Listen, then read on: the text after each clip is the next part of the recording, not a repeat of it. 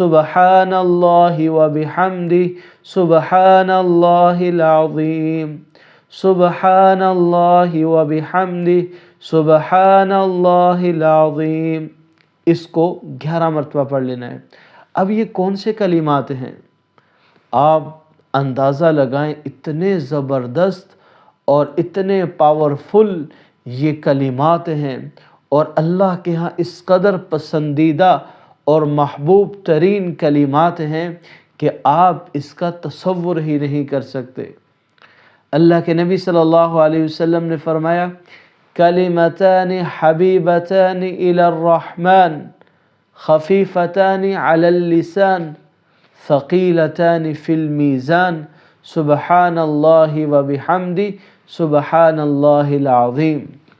فرمایا کہ دو کلمات ایسے ہیں جو اللہ کو بہت پسند ہیں، بہت پسند ہیں، لیکن یہ کلمات مشکل تو ہے نہیں، خفیفتان علی اللسان، پڑھنے کے اعتبار سے بہت آسان، لیکن ثقیلتان فی المیزان، اگر وزن اس کا دیکھا جائے تو اللہ رب العزت قیامت والے دن اس کے ذریعے انسان کے نیک اعمال کے پلڑے کو بھاری کر دیں گے ان کلمات کے ذریعے سے۔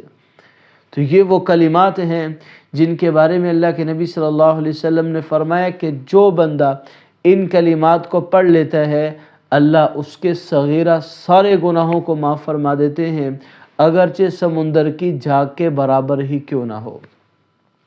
یہ وہ کلمات ہیں جو بندہ سبحان اللہ و بحمدہ سبحان اللہ العظیم یہ پڑھ لیتا ہے دن میں 100 مرتبہ، اللہ کے نبی صلی اللہ علیہ وسلم فرمایا اس آدمی سے بڑھ کر کوئی آدمی قیامت والے دن افضل عمل لے کر حاضر نہیں ہوا ہوگا۔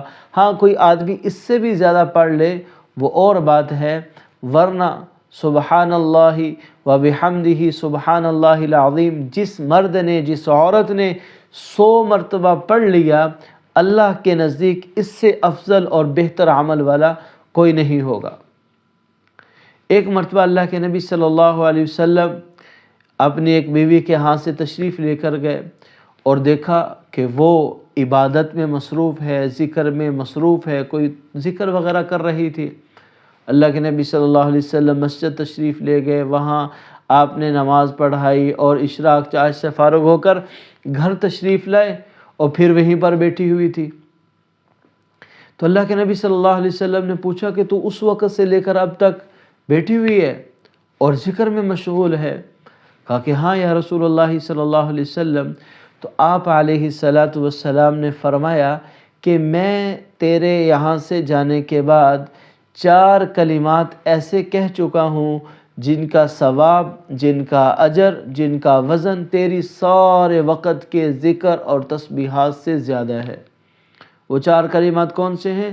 سبحان اللہ و بحمدہ عدد خلقہ ورضا نفسہ ومداد کلماتہ، سبحان اللہ و بحمدہ عدد خلقہ ورضا نفسہ وزینت عرشہ ومداد کلماتہ، سبحان اللہ و بحمدہ عدد خلقہ ورضا نفسہ وزینت عرشہ ومداد کلماتہ۔ تو یہ کلمات آپ صلی اللہ علیہ وسلم نے ارشاد فرمائے اور فرمایا کہ یہ کلمات کا اجر اور وزن تیری ساری تسبیحات سے زیادہ ہے۔